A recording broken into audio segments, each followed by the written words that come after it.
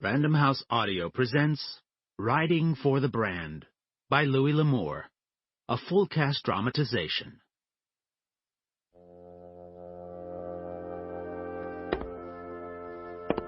Walt Seaver walked slowly across the porch. The boards took his weight evenly, refusing to creak. The Casa Grande was a well-built ranch, a ranch worth having.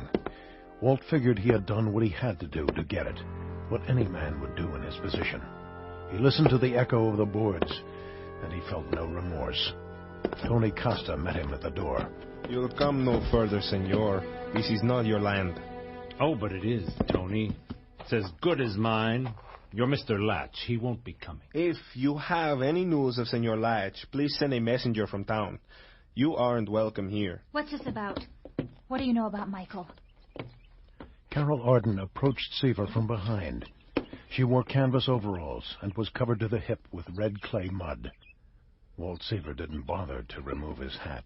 Well, hello. I'm sorry. I'm afraid I've forgotten your name. Please tell me. What do you know about Michael? I don't know anything, miss. Let's just say that the desert is very wide. Coming across, a man might lose his way. Senor Seaver, I must ask you again to leave the Casa Grande. You are never welcome here. You would do best to face the facts, Senor Costa. You have less than 2 weeks. Why not pack up now? Save us both some time and trouble. Get out. This is a beautiful ranch, isn't it? I can understand why you'd want to stay. Enjoy what time you have left. Hey, let's go.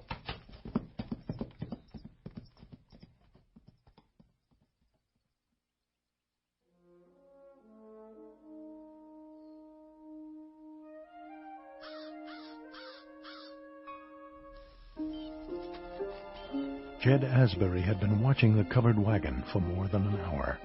He sat stark naked, under the cover of brush, tending as best he could to his feet, which were swollen and caked with dried blood. Nothing moved near the wagon, but that alone proved nothing. Jed had lived too long in Indian country to risk his life on appearances. The day before, he'd been stripped to the hide and beaten. Jed could not remember their names. He knew he'd remember their faces forever.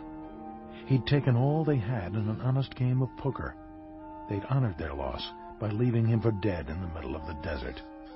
Now, 2 days and 20 miles later, Jed had reached the limits of his endurance. Warily he slid out of the brush and moved toward the wagon, keeping a careful eye. Rising from the grass, Jed Asbury committed himself to fate. He was tired of running and figured to face whatever lay in store. It was now or never. But there was no one waiting. Jed was alone. He walked up to the wagon and was met only by the dead. Poor fools. The bodies of 2 men and a young woman lay in the dust. He noticed a cluster of bullet holes in the wagon panel below the driver's seat. Clothing, papers, and cooking utensils were scattered. The wagon canopy had been burned black. Jed avoided the bodies. Oddly, they were not mutilated or scalped. The men still wore their boots. Jed crossed himself, then bent down to take a pair for himself. He hoped the dead would forgive him what he needed.